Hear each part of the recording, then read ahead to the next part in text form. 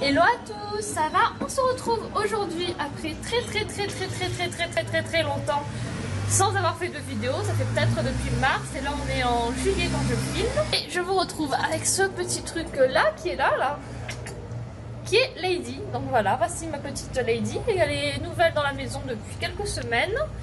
Et on l'a accueillie puisqu'elle cherchait une petite famille sur Facebook. Et donc on s'est dit, bon la pauvre, personne ne la prend, autant qu'on la prenne et qu'au moins ça ferait une amie à Kitty. Voilà, elles s'entendent bien, tout va bien, Kitty va bien. Voilà, donc aujourd'hui je vous retrouve pour faire une vidéo de cookies vegan. Je vais vous faire une petite recette qui est très rapide à faire. Moi ça me prend environ 5 minutes à préparer.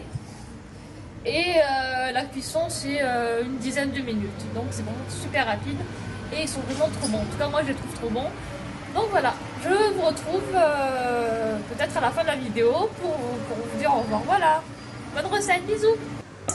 Alors pour cette recette, on aura besoin de 2 cuillères à soupe de fécule de maïs, de 200 g de farine, d'une pincée de bicarbonate de soude, d'une pincée de sel,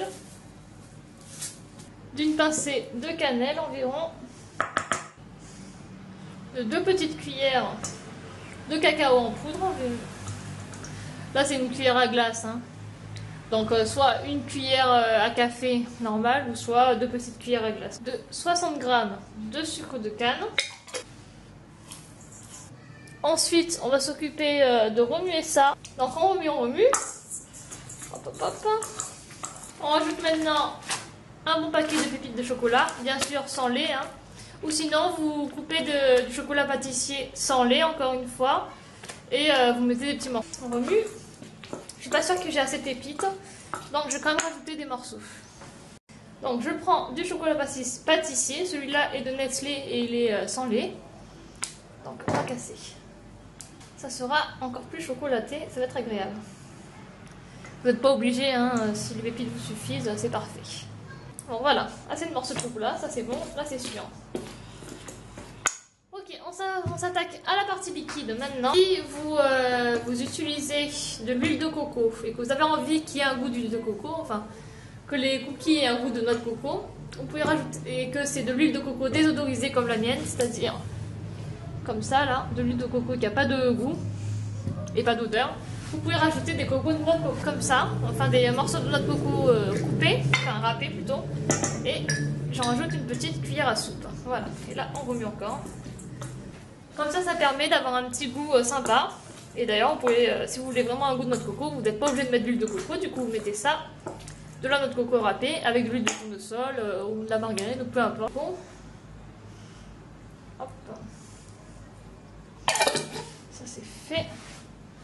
On est à 50, on rajoute encore un peu. C'est bon, on y est. Donc 70 g d'huile de coco et de tournesol mélangé. Donc 70 g d'huile en tout cas. Ensuite, on va rajouter un peu de lait végétal, donc 50 g de lait végétal. Je vais juste faire le calcul, je vais rajouter tout dans ça, au moins ça me facilitera la tâche et j'aurai moins de vaisselle à faire.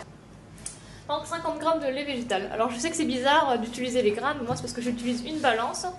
Si vous préférez utiliser un doseur comme ce truc là, il suffit de faire le calcul sur Google, vous écrivez grammes, litres, GL quoi, et vous allez sur un convertisseur en ligne et ça fonctionne.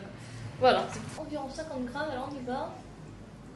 Parfait. Alors on va remuer maintenant la partie liquide.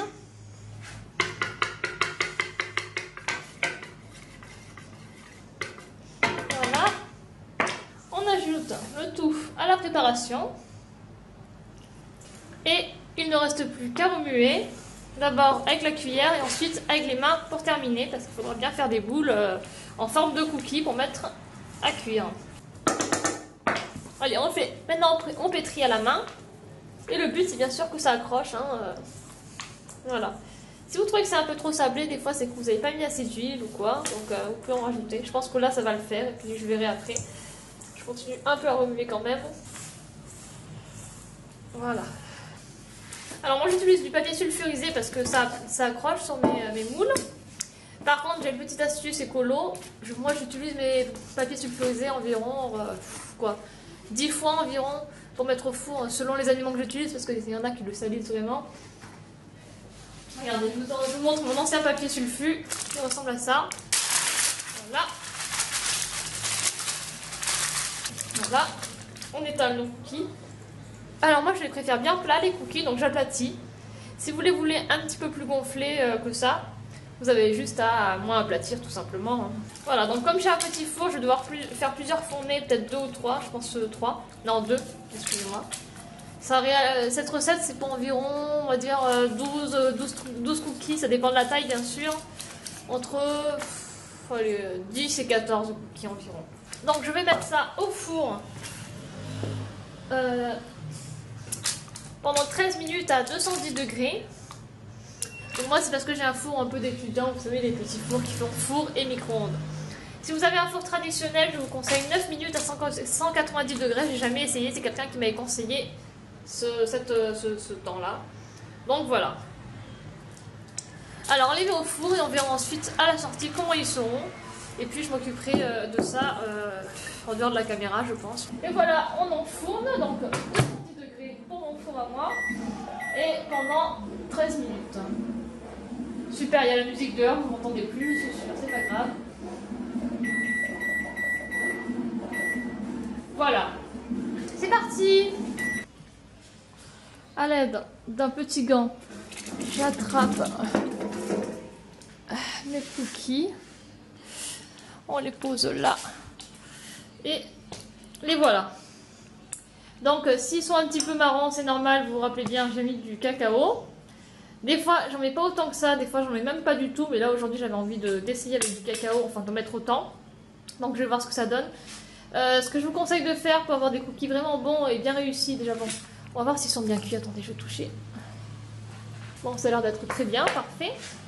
Je vous conseille de les laisser refroidir un petit peu pendant quelques minutes. Et une fois que c'est refroidi, ils sont prêts. Voilà, moi des fois pour que ça refroidisse plus vite, je mets au congèle, c'est ce que sûrement je vais faire maintenant. Et qu'est-ce que tu fais là toi? Trop mignonne. Je sais pas où elle est, Kitty, elle doit dormir. Enfin bref, je m'égare. Donc je vais devoir virer ceux-là de là. Je vais les mettre dans une boîte ou un autre récipient. Ceux-là, je vais les mettre au four, je vais en refaire. Et si vous voulez, je vous dis ça après. Je vous dis, dès que j'ai goûté, je vous dis si c'était bon, si c'était dégueu. Je pense que ça sera bon quand même. En tout cas, ça m'a l'air. Et donc voilà, si vous voulez pas mettre de cacao, vous pouvez. Si vous voulez pas mettre de cannelle, de noix de coco, etc., c'est des trucs qui sont un petit peu optionnels, bien sûr. Et si vous avez envie que ça soit sans gluten, je le répète, vous changez de farine, vous mettez de la farine de pois chiches, de la farine de quinoa, de je sais pas quoi. Voilà, moi j'ai celle-là parce que c'est la plus basique. Et d'habitude, j'utilise de la farine bio. Là, c'est une farine premier prix que j'ai acheté un peu parce que j'avais plus rien. Mais n'importe quelle farine fonctionne avec cette recette. Là, c'est de la T45. Mais je pense qu'avec de la 65, ça doit fonctionner aussi. Bon, j'ai pas encore mangé les cookies parce que je suis en train de cuisiner. Et oui, c'est pour ça qu'on entend du bruit derrière moi. Et par contre, je les ai fait goûter et il se paraît qu'ils sont très bons. Très bons, c'est ça? Ok. Donc voilà, la recette a fonctionné. Vous pouvez l'essayer chez vous si ça vous intéresse. Regardez les petits cookies. Oula. Voilà, les voici les petits cookies. Je les ai mis dans une boîte. Je vous conseille de fermer la boîte si vous ne mangez pas tout d'un coup. Puisque sinon, le lendemain, ils sont un peu trop durs et pas pratique à manger. Là, quand c'est fermé dans une boîte, ça se conserve mieux, je trouve en tout cas. Voilà, voilà. J'espère que vous aurez aimé ce nouveau format de vidéo, un peu vlog, mais en même temps cuisine ou quoi que ce soit.